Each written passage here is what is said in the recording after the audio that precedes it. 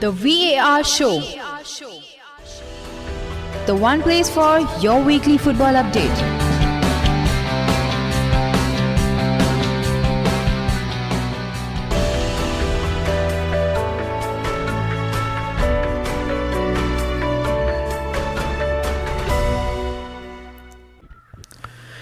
Hello, welcome back to the VAR Show.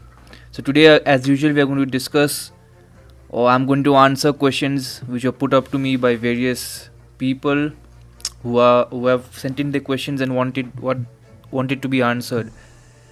So these are questions from various platforms, maybe YouTube, maybe Facebook, maybe who have personally sent me in Twitter or in Quora. So without wasting much time, we'll jump straight into the questions. So the first question comes from Roxana Parvin Yasmin, and it goes something like this: how many times has Liverpool won the Charity Shield? So, if for those who do not know what Charity Shield is, the winners of the FA Cup and the winners of the league play a shield or a game just before, I think, 1 week of the actual Premier League starts. So this year it was played between Manchester City and Liverpool. And why Liverpool featured? Because Manchester City had won the Premier League and also the FA Cup. So if that happens, the person who finishes second in the league will play the Charity Shield with the winners. So moving to the question. Okay, so Liverpool are one of the most successful teams in England in terms of trophies. The club has won 6 European Cups or Champions League, more than any of the English clubs that have participated. 3 UEFA Cups, 4 UEFA Super Cups, and these are also both English records. 1 FIFA Club World Cup, which they won in December, 18 league titles, last of which came in 1990, 7 FA Cups, a record 8 League Cups, and 15 FA Community Shields. So they have won 15 Community Shields. So yeah, to answer your question, they have won 15 Community Shields. So now we'll move on to a second question. It was sent in by Abhinash Dash. So his question is, which current football player will be the best manager? So thank you, Abhinash, for sending in the question. So for me, this is a very, very interesting question. There are many candidates for this, especially these days with so many players going into management after hanging up their boots, the likes of Lampard, Gerrard, Giggs, Rooney, company. You have in a lower scale Nolan, then you have Scott Parker, you have Zidane, you have Guardiola. I mean, there are many players who have gone into management after hanging up their boots. So the likes of Milner, Aspilicueta, Ilkay Gundogan, these players have all the attributes to become top managers or at least an average manager.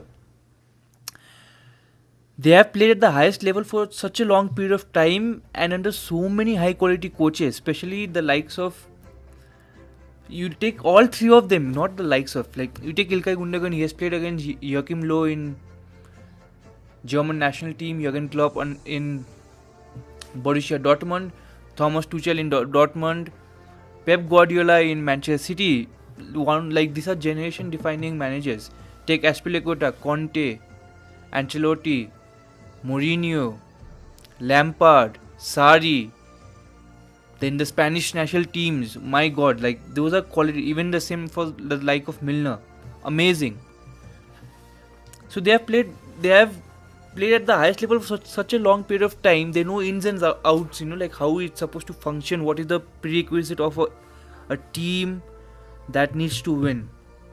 And they have played under so many high quality coaches, as I just mentioned, that they would have picked up something or the other from them, maybe from coaching sessions and how do you deal with players, maybe man management, maybe how to deal with press, how to handle, these are very important qualities.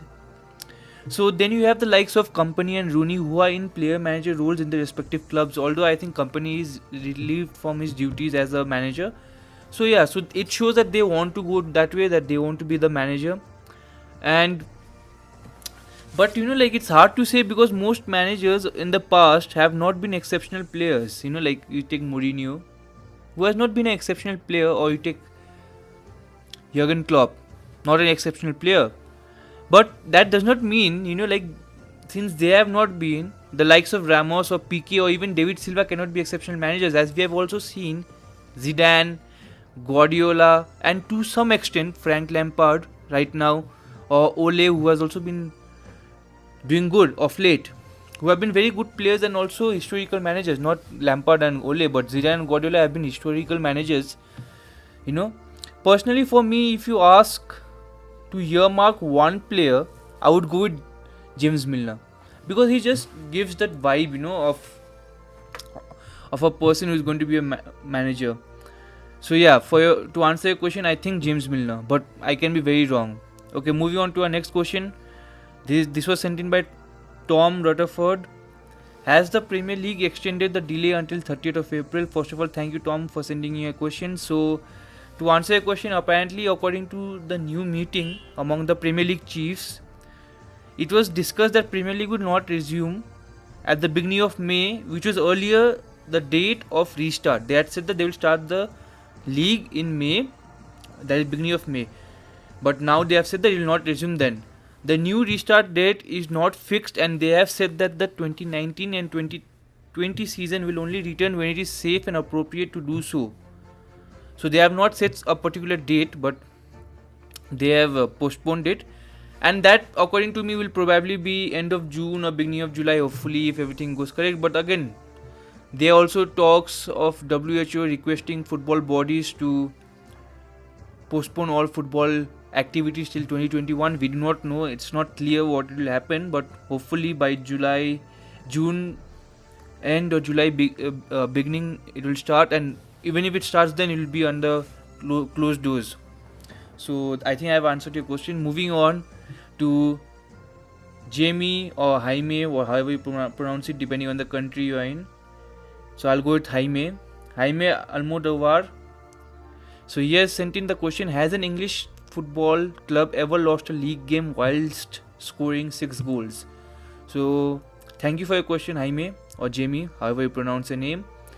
The highest a team scored and was on the losing side was on 29th of September 2009, when Portsmouth defeated Reading by 7 goals to 4.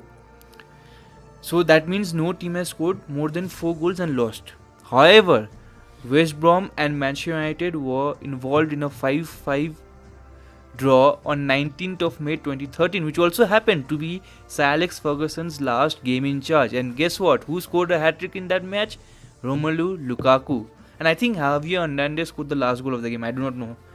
So to answer your question, no team has ever scored 6 goals and not taken 3 points from the game. The maximum a team has scored and not taken 3 points was West Brom, or United, who scored 5 goals each, and the match ended in a draw. And the maximum a team has scored and not taken any point was Reading, when they scored 4, but they lost to Portsmouth by 7 goals to 4 in 29th of September 2009. So we'll move on to our next question. It was sent in by Robin Coyle. So his question is: what were Leicester City's odds to win the Premier League? So thank you, Robin, for sending in your question. So Leicester, for our listeners who do not know, Leicester won the 2015-2016 Premier League, their first ever top level football championship. They are only one of the 6 clubs to have won the Premier League since its inception in 1992. So the other teams were Blackburn, Manchester United, Chelsea, Arsenal, and I forgot the one more, Manchester City, yeah. So 5, and Leicester City was the 6th team. So it was a very, very, it was a very inspirational season for everyone other than Tottenham, who were fighting for the league title. So yeah, to answer your question, Leicester City had 5,000 to 1 odds to win the championship at the beginning of the 2015-2016 season. So I mean, I don't think so that feat will be ever be repeated. And kudos to the team, Claudio Ranieri and everyone, all the players. Kudos, congratulations. So moving on to our next question, it was sent in by Roxana Parvin Yasim. So I think it's his second question. I think we have one more question from him, if I'm not wrong. Maybe, I don't know. So I'll answer this question first. So his question is, how many goals has Carlos Vela scored this season? For those who do not know, Carlos Vela or Carlos Alberto Vela is a Mexican professional footballer who captains and plays as a winger for Los Angeles FC and the Mexican national team. He has played for the likes of Arsenal, Celta Vigo, West Brom and Real Sociedad in the past. He currently plays for Los Angeles FC, whom he officially joined on 1st of January 2018. So he has played 2 games in the Major League Soccer and has scored 2 goals this season. He scored 1 goal each against Inter Miami, which is, I think, David Beckham's team, a new entry into MLS, and Philadelphia before the league was suspended until further notice. He has played 180 minutes. That is all the full minutes available this season. That was 2 games they played before the league was suspended. So I think I have answered your question, Roxana. He has scored 2 goals in 2 games, 1 goal against Inter Miami and 1 against Philadelphia. Moving on to our next question. It was sent in by Carl T. And this is a very interesting question for me. And the question goes something like this. Who is the most talented Spanish attacker? Marco Asensio, Ferran Torres or Mikel Oyarzabal? So Marco Asensio plays for Real Madrid, Ferran Torres plays for Valencia, Mikel Oyarzabal plays for Real Sociedad. So this is a very interesting question for me to answer because it comes more of tactics and more, not tactics, analytics and everything. Out of the 3 players, Ferran Torres is the youngest. He is 20 years old. Then comes Mikel Oyarzabal with 23 years. And then Marco Asensio with 24 years. Asensio is clearly the most decorated out of the 3. He has won a La Liga, 2 Champions League, 3 Club World Cup and a few other trophies. In contrast, Ferran Torres has won 1 Copa del Rey in 2018-19. I think they defeated Barcelona in the final. And Mikel Oyarzabal has not won anything significant as of now. Ferran Torres has played 25 La Liga games this season for Valencia and has scored 4 goals and assisted for the 4 times. He takes 1.36 shots per 90. He provides 1.01 key passes per 90. He has an expected goals of 3.57 and an expected assists of 4.57, which is not very far from the numbers recorded by him. He played 24 games last season, but mostly as a substitute as he played only 828 minutes. His expected goals per 90 was 0.15 and expected assists per 90 was 0.20, which is almost similar to a number he has put up this year. So that is not very bad, but at his age that is quite a good number. That's around 6 goals and 6 assists in a 38 game season from a left wing position. So depending on whether he plays whether he is deployed as an out and out left winger or he cuts in. So inverted winger, does he play as an inverted winger or a traditional winger? That depends. Okay, then we can say this. So on that note, we'll move on to the next player in question, that is Mikel Oyarzabal. He has featured in 2,172 league minutes this season and has recorded 8 goals and 6 assists. He is taking 2.11 shots per 90, providing 1.33 key passes per 90. He has recorded similar numbers for the past 2 or 3 seasons. He has been hitting double digits in goals scored for the past 2 seasons and was on course to do so this season. He is more of a goal scorer and I think he plays more as an inverted winger and has continuously shown to be able to maintain his goal scoring form. So you can see the difference in playing style and or maybe maturity, because he is 3 years older and maybe Ferran Torres will put up those numbers as it goes on. So moving on to the most high profile player of the 3, Marco Asensio. He has not featured this season due to long-term injury. So we'll take a look at his 2018-2019 league form where he played 1782 minutes across 30 games in the league. Again, not very high numbers in terms of minutes played, but he plays for Madrid where you have superstar or even 2 superstars per position. So he scored 1 goal and assisted 4 times, which is not wow, but we must take into consideration the managerial merry-go-round at Madrid during that season. He was taking 2.27 shots per 90 and providing 1.57 key passes per 90. He had an expected goals of 0.20 per 90 and expected assists of 0.26, per 90, so he was definitely unlucky in terms of the numbers recorded. That was, he has only 1 goal and 4 assists last season, but he should be having more, somewhere around the 5 mark in both goals and assists. He had an expected goals of 0.20 per 90 and expected assists of 0.26 per 90, as I just said you. Moving on to the elephant of the room. Who is the most talented of the three? So Ferran Torres predominantly plays in the wings, preferably right wing, and Mikel Oyarzabal plays in the left wing, although they can play in both the wings. And Asensio is comfortable playing on both the wings and the center attacking midfield, but his best performance has always come during his left wing days. As of today, Marco Asensio is the most polished and talented player, but the injury record do not do him a favor. Ferran Torres is being linked with a move to Liverpool and would probably flourish under Jurgen Klopp and have a very good improvement graph. Especially he wants his players or wingers to maybe play as inverted wingers, and definitely the wingers will be getting very high amount of goals. So if I was given a choice, I would go for Mikel Oyarzabal or Ferran Torres, as they would come for a cheaper price and they are younger too compared to Asensio. Ferran Torres is 4 years younger and Oyarzabal is 1 year younger, and they would come at a very cheap price compared to Asensio, who is already a demi superstar. In my opinion, I would go for Mikel Oyarzabal because of his consistency and the experience he already has under his belt. Although Asensio is not less talented or something, it's just that since his move from Espanyol, where he had a very good season, to Madrid, he has always flattered to deceive.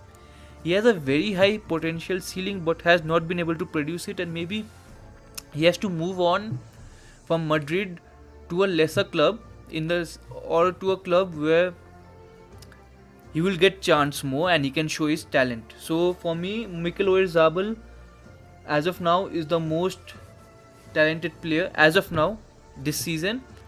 But if Asensio would move to a club and would feature regularly and not be injured and feature may have more than 2000 league minutes every season for maybe 2-3 seasons, then maybe Asensio can capture that form.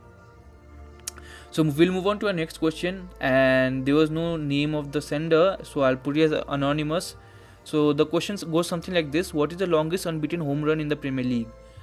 So yeah, under Arsene Wenger, Arsenal currently hold the record for the longest unbeaten run with 49 games in 2003-2004 season, and where they also went invincible. As for the home streak, the title goes to Chelsea which started under Jose Mourinho. They went a mammoth 86 games unbeaten at Stamford Bridge. Can you imagine 86 games? That's almost 4 to 5 seasons of home games. So the streak started in March 2004 and it ended on October 2008. And the run was ended when Xabi Alonso scored against them as Liverpool emerged victorious at Stamford Bridge. However, Liverpool themselves have the capacity to match them, as they are now 54 games unbeaten at Anfield under Jurgen Klopp. Starting from April 2017 until now, that is April 2020, only time will tell whether this Liverpool team can go on to beat Chelsea's record and write themselves into the history books.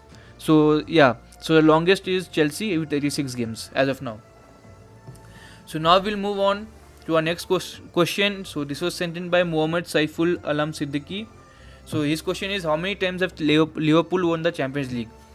So Liverpool won the Champions League last year and they got knocked out by Atletico Madrid this year in the early stages.